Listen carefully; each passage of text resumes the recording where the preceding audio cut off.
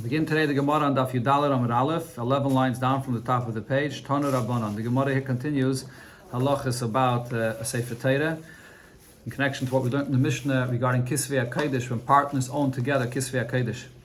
Tanu Rabbanan, we learned in the Braisa, Ein Eisen Sefer Torah.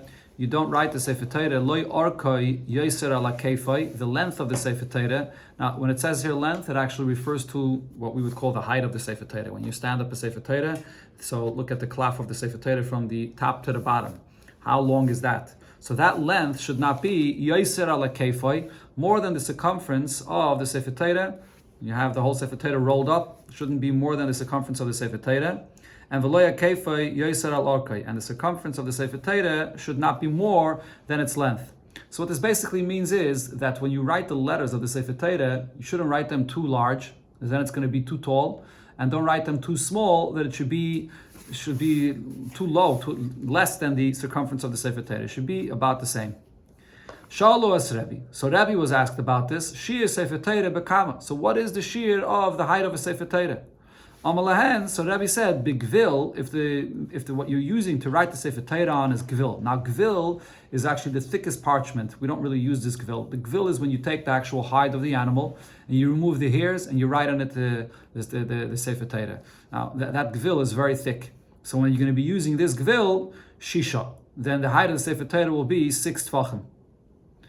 The klaf, bekama. What's if you're using a klaf? Now the klaf is when they took the hide of the animal, they split it into two, and there was the outside of the klaf, of the hide of the animal, and there was the inside of the hide of the animal. The one that's facing inside, the Text here actually brings, is called duchsustus. That's the part that was connected to the flesh of the animal. The klaf is when they split the hide of the animal and they used the outer layer of it, the one that was facing to the hairs, and that's what they write it on. So this klaf is much thinner. So his question was, when you roll up the gvil, so we mentioned before the gvil, when you roll it, the circumference of the Sefer Torah is going to be very thick.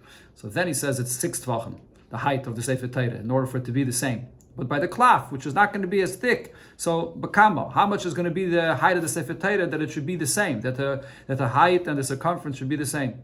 So he said, any idea, that I don't know. I don't know how you estimate this. Rav Huna Kosav Shivin Sifrei Deiraisa. Rav Huna wrote 70 Sefer Torahs. V'loi Isramile Elachad, and he only was successful by one of them, that it should be Arka Kefai, that the height and the circumference of the Sefer Torah should be the same. Rav Acha Bar Yaakov Kosav Chad. Rav Acha Bar Yaakov wrote only one Sefer Torah, Amashche de Igli, on the hide of a calf, and Ve'Isramile, and by that first Sefer Torah that he wrote, he was successful in having the height of it and the circumference of it to be exactly the same. A nice, beautiful Sefer Torah. The words were not too big, not too small, and it came out to be perfect. Now, after he was successful in doing this, Yav be Rabbanan Einayu, the Rabbanan put their eyes on him with a certain jealousy, and V'noch Nafshe. As a result of this, he passed away. Amru le Rabbanan l'Rav Amnuna. The Rabbanan said to Rav Amnuna, Kosav Rav Ami Daled Meya Sifrei Torah. That Rav Ami wrote 400 Sefer Torah. Amalahu, so Rav Amnuna said about this, it's impossible. He wrote 400 Sefer Torah. Dilma, maybe what happened was, he wrote Torah Tziva Lanu Moshe. He wrote the pasuk of Torah Tziva Lanu Moshe 400 times. And Tosfos says that's like writing the Sefer Torah, because it says when you come to teach a child Torah, what's the first pasuk you teach him? Torah Tziva Lanu Moshe. So he wrote this, that's considered that he wrote the Torah. And some Mepharshim say that why did he write this 400 times? He was writing it for little children to learn, to use to review the pasuk of Torah Tziva Lanu Moshe. Amalei Rava le Zera. Rava said to Rab Zera, Nota Rab Yanai Arba Mea Karmi. Rab Yanai planted 400 vineyards. So Amalei, Rab Zera said about this also, that it's impossible. Dilme Shtayim Keneget Shtayim V'achas Yitzizonov. It doesn't mean that he planted four full vineyards. 400 full vineyards. Rather, he planted 2 and against 2 vineyards with another one that's in the center of them, like a tail. 5 vines. That's like a vineyard. But he didn't plant full vineyards in such a number, 400. Mepharshim say, what was Rabbi Yanai doing planting vineyards? This is in Eretz Yisrael, and for the mitzvah of Yishuv Eretz Yisrael, to plant vineyards is a very big thing. Okay, so now the Gemara asks on what we said before about the size of the Sefer Torah. That the Sefer Torah has to be, it's 6, what did it say before? That it's 6 high, Shisha, Okay, so the Gemara is going to bring a long brisa describing about the Sefer Torah that was inside the Aron, and the Gemara is going to ask him that based on the size of the Sefer Torah, how exactly it fit into the Aron. So Meisvei, we learned about what was inside the Aron. Aron she'asa Moshe. The Aron that Moshe Rabbeinu made, as it says in the pasuk, was Amasayim v'chetzi arkoi. The length of the Aron is 2.5 amas, v'ama v'chetzi rachpai, and it's an amma and a half wide, and v'ama v'chetzi kaimasai, and it's an amma and a half tall. Now, when we speak about an amma, there's a machlekes many times in the Gemara what an amma consists of. Either an amma is 6 tvachim or an amma is 5 tvachim. All right, so over here the Gemara says, according to this opinion, ba'ama bas shisha tvachim. We're talking over here about an amma. Every amma is made up of 6 tvachim. As she brings here, this is Bechlal, the opinion of Rav Meir, that says that all the ammas that we talk about are benanias, which is made up of 6 tvachim. Okay, so now what that means is, so if the length of the Aron is 2.5 tvachim, so that's going to be 6 tvachim and 6 tvachim and another 3 tvachim. That's a total of 15 tvachim, the length of the Aron. Now, v'haluchais, what was the size of the luchais that was placed inside the Aron? Arkan shisha v'rachpan shisha. The luchais was square. It was 6 by 6 tvachim. And v'avyan shloisha. And the thickness of the luchais was 3 tvachim. How did they put the luchais in? Munachais keneged arkan shalarin. They put in the luchais into the Aron, and it was laid down, the width of the luchais in the length of the Aron. Now these luchais, that was laid down here. The Shainim actually explained that unlike we do today with the Sefer Torah, the way we store it in the Aron Kodesh, it's standing for the cover of the Sefer Torah to be standing up. But in the luchai, in the Aron, that is, the luchais were laid down because they would take out the Aron when they went out in wars, or even when they in the midbar, when they didn't travel, they didn't want to have it stand up so it could fall down. So therefore it was laid down. So it was laid down at the length of the Aron. So now what does it come out here? Kama luchais eichleis ba'aron. So the 2 luchais, how much space did it take up? The term eichleis here means that how much did it take up in the Aron? Shnei masat tvachim. So each one of the luchais was 6 tvachim. So together 12 tvachim, it took up the space and the length of the Aron. So as mentioned before, how long was the 2.5 amas of the Aron? That's 15 amas. So nishtayre sham shloisha tvachim. You still have in the length of the Aron 3 tvachim left. Now tzei mehen, take off from these 3 tvachim tefach. 1 tefach, because chetzi lekaisel zeh, v'chetzi lekaisel zeh. Half for the thickness of the wall on one side and the wall on the other side. Nishtayre sham shnei tvachim. You still have in the length of the Aron space 2 tvachim. Shebehen Sefer Torah monach. In those 2 tvachim, that's where the Sefer Torah was placed. Besides the luchais, according to this opinion, which is Rav Meir, as we'll see, inside the Aron, beside the luchais, there was also a Sefer Torah. And it fit in exactly in that space of 2 tvachim. This is where the Gemara is actually going to focus on soon, whether that fits with what we said before regarding the Sefer Torah.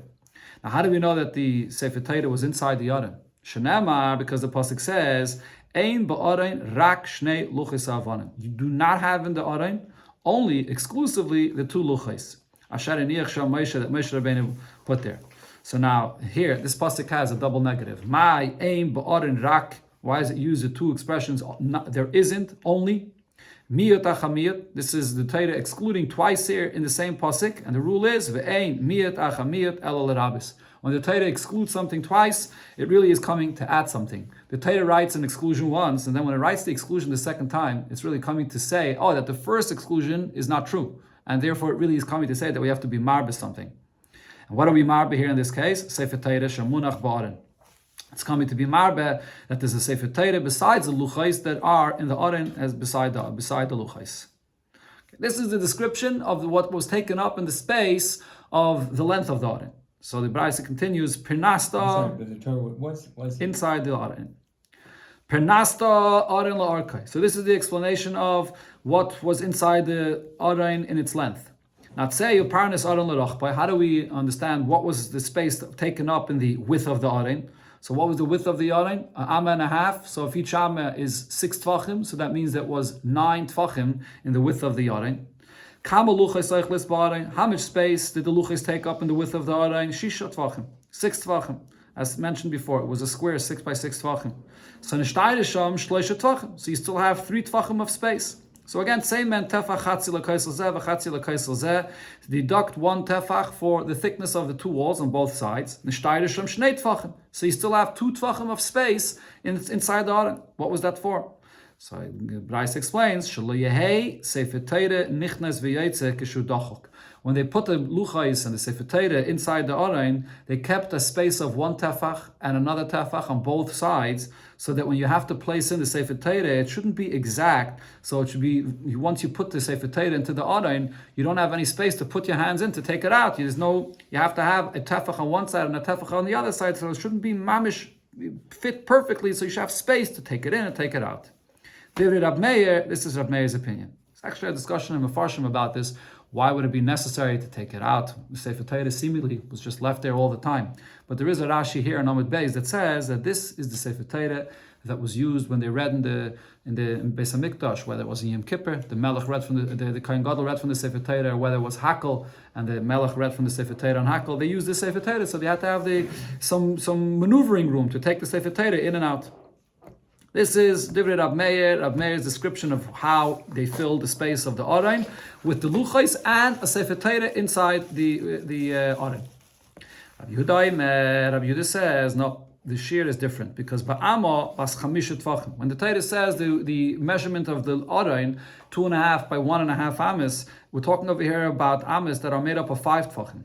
So if that's the case, so if it's 2.5 amas, so then it's going to be 12.5 tvachim. Right, so you have 5 and 5 and another half amma, which is going to be 12.5 tvachim for the length of the aron. So now how does the space of the interior of the aron used out? So now haluchais, that this everyone agrees, as we said before, that what's the size of the luchais? Arkan shisha v'rachban shisha. It's 6 by 6 tvachim, and v'avyan shleisha, its thickness is 3 tvachim. Now munachais ba'arkan shalarim, ba'arka shalarim. Like Rab Meir said, it's placed down and it's laid down inside the aron in the length of the aron. So now it comes out, how much space does the luchais take up in the length of the aron? 12 tvachim it takes up. So you have left only a half a tefach for the length of the aron. What's that half a tefach? It's a finger for this wall and a finger for this wall. That's the half a tefach. Every tefach is made up of 4 fingers. Depends which fingers you count, but if you, Asher here brings that there's a discussion exactly about the size of a tefach, but if the fingers we're counting is the size of the thumb, which is the thickest of the fingers, so then it's the size of 4 thumbs. So if there's a half a tefach left here, so that means it's the thickness of 2 thumbs, and therefore, according to Rabbi Yehuda's opinion, the walls were actually thinner. The walls were just an etzba for one kaisel and an etzba for another kaisel. This explains what you fill, what space is taken up in the aron in the length of the aron. Now say uparnis aron l'rachbai, explain what was the space that was taken up in its width. So if the width of the aron was 1.5 amma, and each amma is 5 tvachim, so that's 5 and another 2.5, that's 7.5 tvachim for the width of the aron. So now, how much space or oichleis? How much space does the luchais take up in the width of the aron? Shisha tvachim takes up 6 tvachim. Nishtayesham tefach umechza. So you still have a tefach and a half here inside the aron.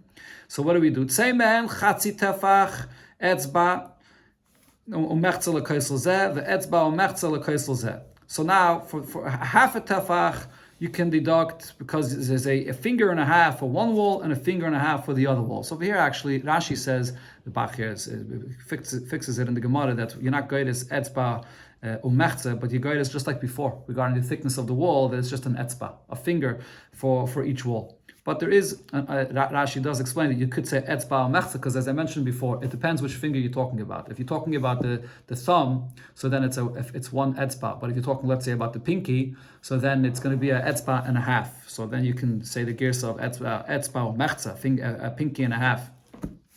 So, but now you still have nishtayisham tefach. You still have a tefach remaining for the interior of the width of the aron. So what was inside that tefach? Shabai amudim oimdim. In that there was amudim. There were pillars or poles that were there inside, that they stood up inside the aron. Besides the luchais, there was also amudim, these poles that were put inside the aron. What are these poles all about? Shenema, because there's a pasuk that says when by Shlomo Melech, Apiryon Osalei Melech Shlomo Ma'atzia Levonin. Shlomo Melech made Apiryon, which refers to the Oren. He made it from Atzia Levonin, from wood. And then Amudov Asa Kesef. And then besides that, there was Amudim. There were these pillars that were placed inside the Oren that were made from silver. Rifidasai Zav, and then the Oren itself was plated with gold. Merkavay Argama, which refers to the pareiches that was made from, partially made from the purple wool that was by the Kodesh HaKadoshim, the pareiches.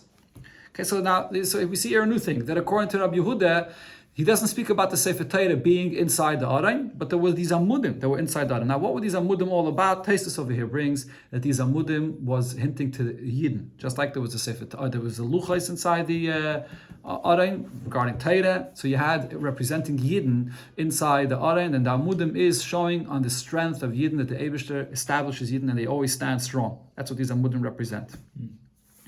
Now the pasuk says, "Ve'es klei azov asher shivaisim loi," that the klei azov that was returned. Now this is a pasuk that speaks about in the times of when the Yidden were fighting the wars with Pelishtim. So at a certain time in the battles, the Pelishtim captured the Aron.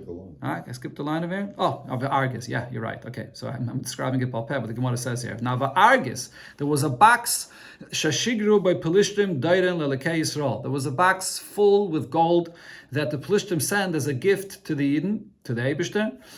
What was that box? So as I mentioned, because they captured the Aron, and then the Pelishtim suffered because of this, and eventually they sent back the Aron, and along with this, in order to atone for themselves, they sent back also a gift of a box with gold. So where was this box? Munach mitzidai. It was actually placed beside the Aron inside the Kodesh HaKadoshim. Shenem, as the pasuk says, "Vas klei azav asher veisim loi asham tasimu ba'argez mitzad mitzidai." That is, you should place this box on the side of the Aron. V'shilachtem oisei v'holach. You send it, the Pelishtim send it, and it went and it came to the Yidden together with the Aron. And Ava'olov Sefer Torah Monach. According to Rabbi Yehuda, there was no space inside the Aron for the Sefer Torah. It was on this box that they put beside the Aron. That's on that they put the Sefer Torah. Shenema, the pasuk says, "L'koyach haSefer Torah zeh." Take the Sefer Torah, v'samtem moisim mitzad Aron b'ris Hashem. You should place it on the side of the Aron, which means mitzad. Munach, it's placed on the side of it, and it's not placed inside, according to Rabbi Yehuda. Side of the Aron. On the side of the Aron.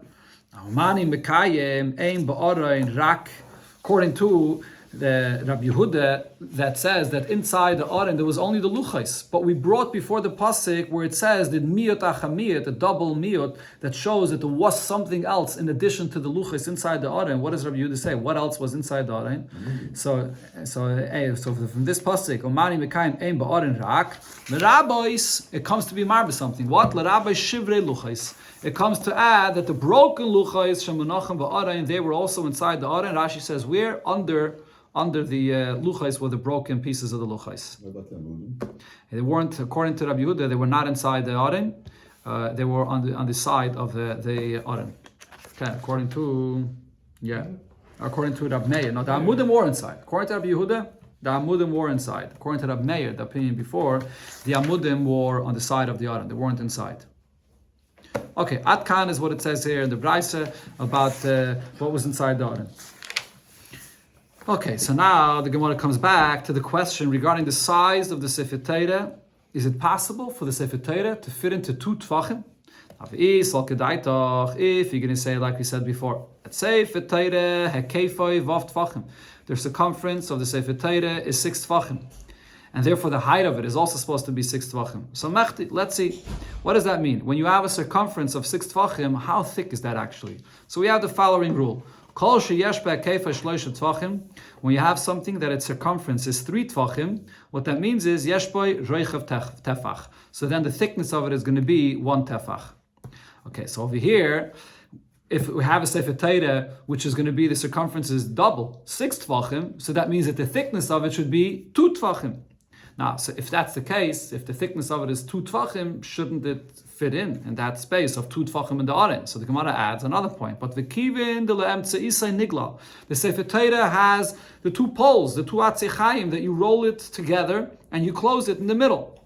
So you can't say that it's exactly 6 tfachim in its circumference. Even if it's 6 tfachim in its circumference, but it has to have, there's some space more there because there's 2 poles that you're rolling the 2 sides of the Sefer Torah together. So that means that the thickness of the Sefer Torah is going to be 2 tfachim plus more. Has to be a little bit more. So nafishle, mitrei, tifcha, ravche, the beni. There's a little bit more space, more than the thickness of 2 tfachim, that's in between the 2 sides of the Sefer Torah that when you roll it and close it together. So our question is, bitrei pushchi heichi Yosef, in 2 tfachim, the word pushchi means tfachim, in the space of 2 tfachim inside the Arain, how was the space for the Sefer Torah? The Sefer Torah must have been, in its thickness, a little bit more than 2 tfachim, according to the cheshbon that we said. Rav Acha bar Yaakov, so Rav Acha bar Yaakov answers, Sefer Ezra, or Sefer Azara, the Sefer that was in the Azara, the Sefer that was placed inside the Aron, l'tchilasei niglal. It was not like our Sefer Torah that is rolled onto 2 poles, on the 2 atzechayim, but it was on 1 pole and it was rolled all together as one. And that's why it was the thickness of it. If its circumference is 6 tfachim, that means that its thickness is 2 tfachim, so it fit in perfectly in that space of 2 tfachim. But the Gemara asks, Va'akati, still the question remains, Trei b'trei heichi Yosef. How could it be so exact that its thickness is 2 tfachim? How could it be that it should fit into a space of 2 tfachim? If it's mamish exact, so then it's going to be very hard to fit it in. So it's still a question of how they fit in that Sefer Torah there. Rav Ashi answers, we have to say that the Karech Be'porta v'Karcheleil. They didn't roll the entire Sefer Torah up. They didn't roll it completely, the entire Yiriyah, the whole clef. They didn't roll it all. It was rolled, but part of it was left unrolled, and it was put on top. It was rolled up, but left up on top of the Sefer Torah. Okay, so therefore it was able to fit in. This is according to the opinion of Rab Meir that it was inside the Aron. Now, Rabbi Yehuda, according to Rabbi Yehuda, so as we said before, the Sefer Torah wasn't inside the Aron. There was no space for it inside. So what did he say? Where did they place it? On this box that they got from the Plishtim, beside the Aron, that's where it was. So the Gemara asks about this. Mekame, the Leise Argis, before that they got that box from the Plishtim. Sefer Torah Echave Yosef. Where was the Sefer Torah? So the answer is, Dafa Havanofik Minei, there was a shelf that was that was sticking out of the Aron, the Yosef, Olavei, Sefer Torah. And that's where the Sefer Torah was. Now, for Rab Meir, the question on Rab Meir that says that the Sefer Torah was actually inside the Aron, Hai mitzad Aron ma'yavidle. What does he do with the expression that it says in the pasuk? The pasuk clearly says that you should place the Sefer Torah on the side of the Aron, which seems like Rabbi Yehuda that says that it was outside, not inside. And says the Gemara, Hahumi bayale, the way Rab Meir understands that pasuk is that it's saying as follows: the misnachle mitzad v'le misnach beni luchi. That when you place the Sefer Torah inside the Aron, don't place it in between the 2 luchais, but you should place it beside the luchais. That's the mitzad. The mitzad means inside, beside the luchas. But uloilam begavei minatzad. But really, it was inside the Aron. It wasn't on a shelf on the outside. Yeah, it was on the side of the tablets and not between the tablets. Yeah. That's why the pasuk is saying bitzad. The Rebbe explains the same Barichas in the Sikha and Chelik Tes in Parshas Vayelech. This lashon of the pasuk here, this machlokes Rab Meir and Rab Yehuda, where the Sefer Torah was, whether it was inside or outside. The luchais represents the shirish of Torah, luchais where you have the words of Torah engraved. That was inside the Aron according to everybody's opinion. The Sefer Torah itself has it all written out and spelled out in more details. So the question is whether the details of the Torah belongs to be on the outside, because the Gilui of Torah, the way the Torah comes down, it has to come down to the level of Yidden to receive the Torah and understand the Torah, so it has to be dafka on the outside, representing the idea that the Torah has to come down to the level of the recipient, outside sort of the source.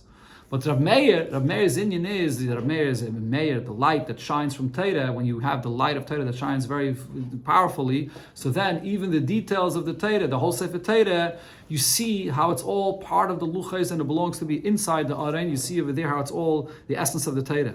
That's so different tefanim here, how to understand where the Torah physically is located. This depends on the level of the Torah when it comes down to the level of the Sefer Torah.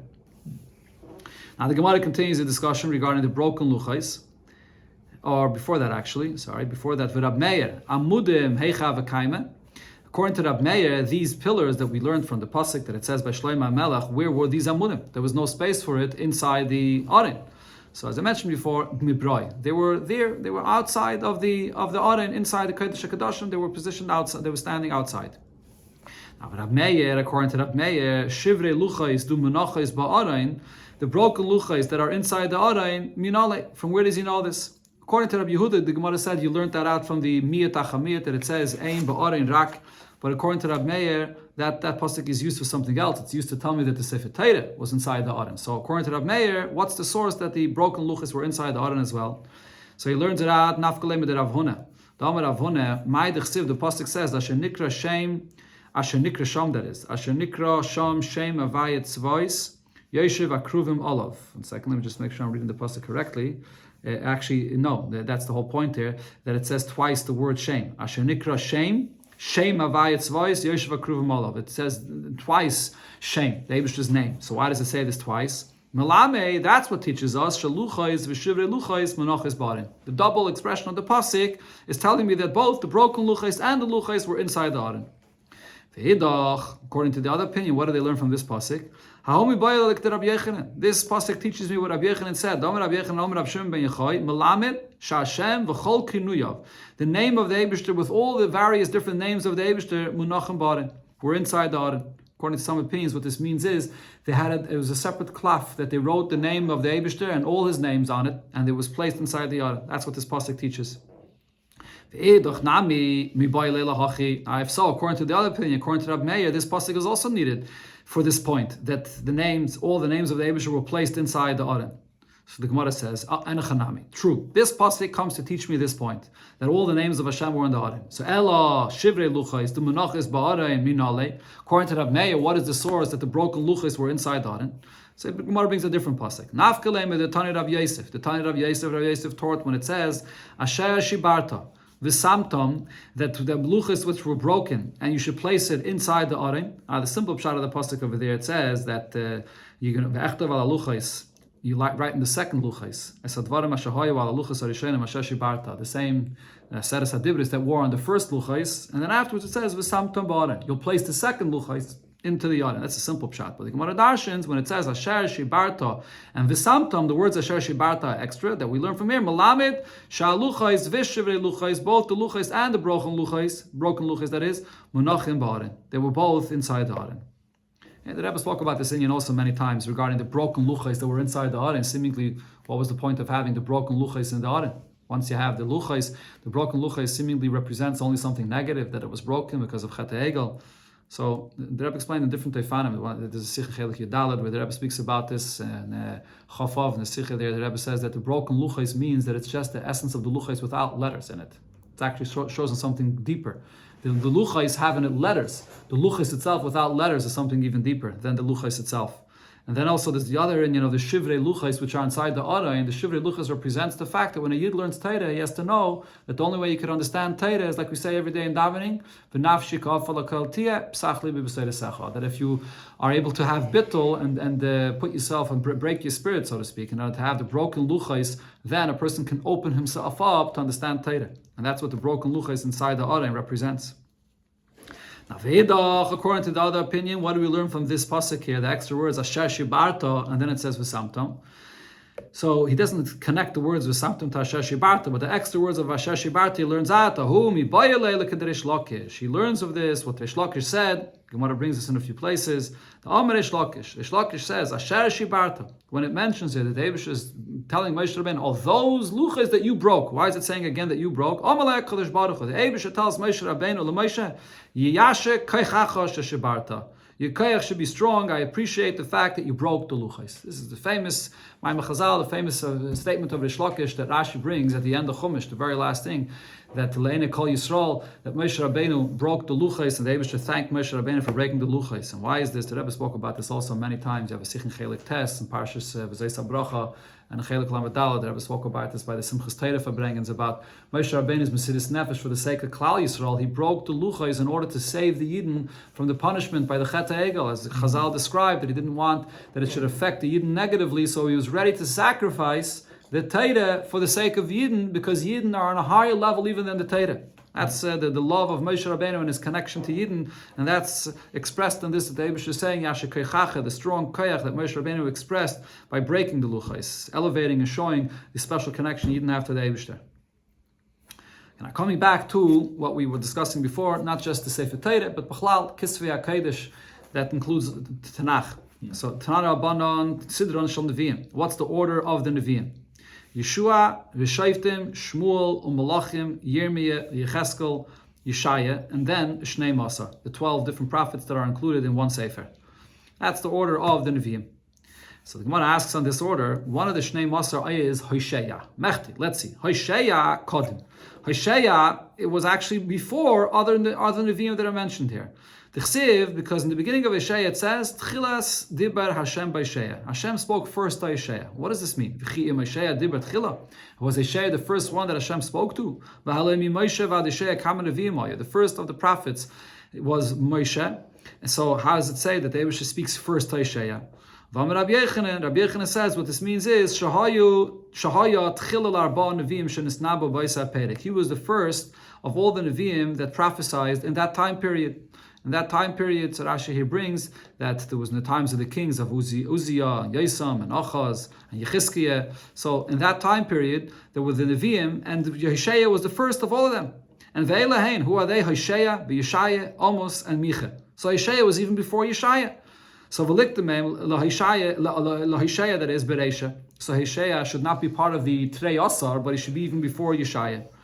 That says the Gemara, Kivin dechsiv nuvuase gabe Chagi Zechariah Malachi, because his nevuah was written in the time of Chagi Zechariah Malachi that were also already at the time of the second Beis Hamikdash. So therefore, it was written later, so it was included with the Trei Asa, with the Nevi'im later. And the Chagi Zechariah Malachi Seif Nevi'im Havu, they were at the end of all the Nevi'im. So Chashav Le'Badaya. So therefore, Hoshea was included in Trei Asa together with them. But the Gemara is not satisfied with this answer. Let the Nevuah of Yeshaya be written separately, and the Lichtavei, and let's place him before Yeshaya. Why should he be included in the Trei Asa? And says the Gemara, the reason they included it is because Aidi de Zutar, because his Nevuah is very short, Mirchas, it could get, they were afraid it was going to get lost separately, and therefore they included it together with the other Nevuahs of the Trei Asa. Another question on the order here, Mechti, let's see, Yeshaya Kodem Yirmiyah.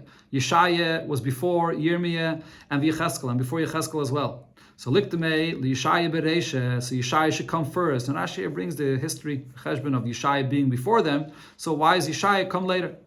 And says the Gemara, the order is as follows. Kivin the Malachim, Seifei Chorbana. The Sefer of Malachim, which speaks about the time period of the first Beis Hamikdash, but at the end of Sefer Malachim, it speaks about the destruction of the first Beis Hamikdash. And the Yirmiyah Kulei Chorbana. Yirmiyah, all of it, or the majority of it, speaks about the Chorban of the first Beis Hamikdash. So therefore Yirmiyah follows the theme that it speaks about in the end of Malachim. That's why Yirmiyah comes there.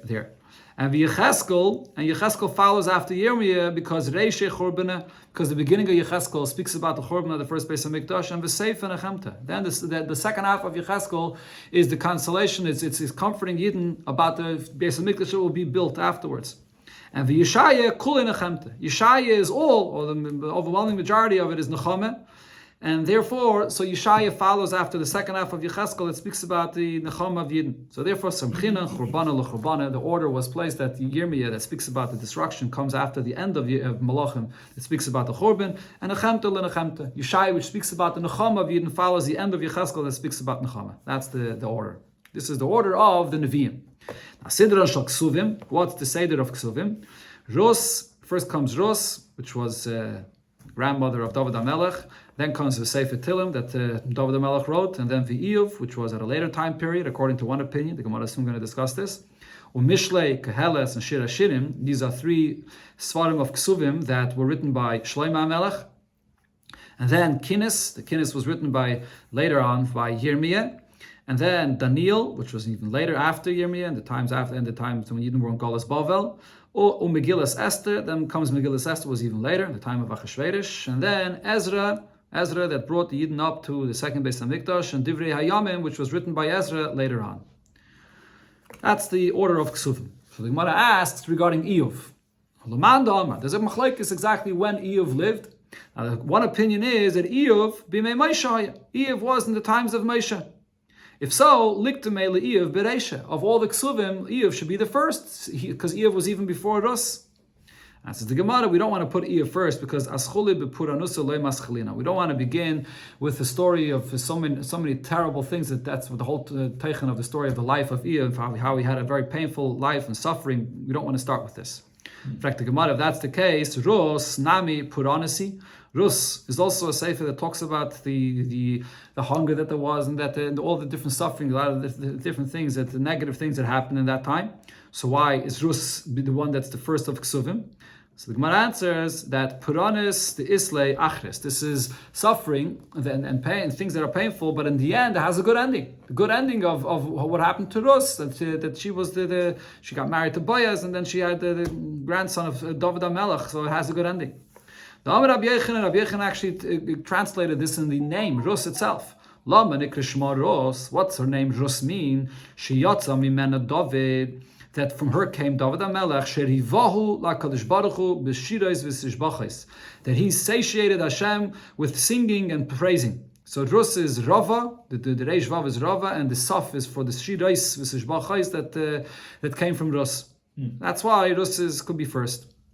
Even though, so the Mefarshim say, if you look in Eov, it also says there a positive ending to the life of Eov, that Eibusha gave him a good life, Eibusha gave him everything back that he had in the beginning, but it's not a good ending like the level of Rus. So Rus is a good ending of David HaMelech, and the singing for the Eibusha, that's much greater. That's why Rus comes first. Now, the Gemara continues regarding who wrote all the Svarim. Umi Kasvan, who wrote all the Svarim, Torah, Nevi'im, and Ksuvim. Moshe Kasav Sifrei, Moshe Rabbeinu wrote his Svarim, which are Chamisha Chumshe Torah, and the Parshas Bilam, which includes also the Parsha of Bilam, even though the Parsha of Bilam is separate and it has in it just the prophecy of Bilam, but Moshe Rabbeinu wrote that as well. The Eov, and Moshe Rabbeinu wrote the story of Eov as well. According to the opinion that it was in the time of Moshe Rabbeinu, or according to others, he wrote this Benavua, even though it was in the future. Yeshua Kasef Sifrei. Yeshua wrote his Sefer. Yeshua. Ushmayne Psukim Shebetayre. The last 8 Psukim in Torah where it says Vayamas Moshe, the story of Moshe Rabbeinu passing away. Moshe Rabbeinu didn't write that. Yeshua wrote that.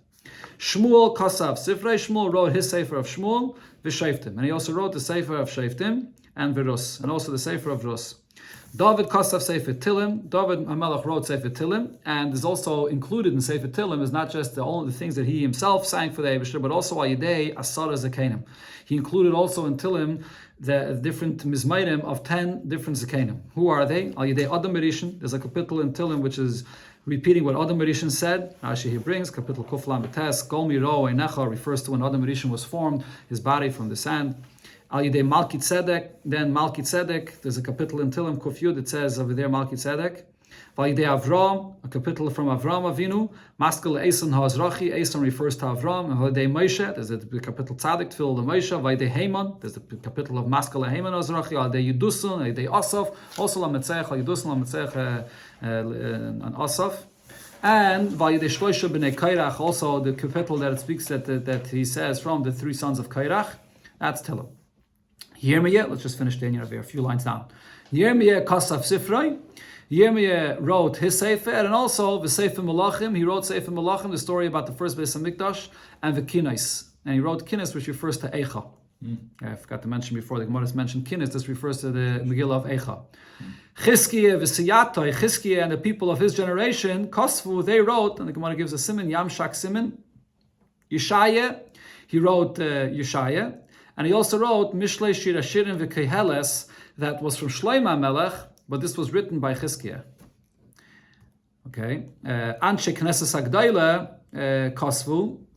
What did they write? What did Anshe Knesses Agdaila write? Kandak Simin, Yecheskel. They wrote Yecheskel and Shnei Mosar, the 12 Nevi'im, and Daniel, Megillas Esther.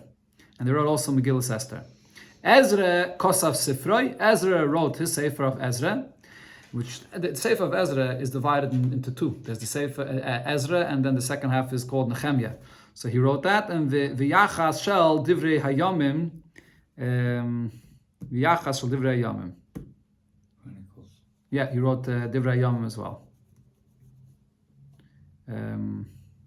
Second, how do you read this? What? Second, sorry. V'yachas, and he wrote also V'yachas shel divrei yomim ad loy. Yeah, okay, that's part of divrei yomim. He wrote this as well. Okay, now the Gemara concludes, Misayei leila Rav, what it says here proves what Rav said. The Omer Rav Yehuda Omer Rav Yehuda said in the name of Rav, Le'ola Ezra mi Bavel ad sheyiches atzmai v'ola. Ezra, he came up from Bavel, so he wrote the yichus of himself, and then he came up from Bavel. Uman askei Nechemye ben Chachalya. Who brought it up? Who then what again? Finished it. Who finished the Sefer of Ezra? That's Nechemya ben Chachalya. As I mentioned before, the second half of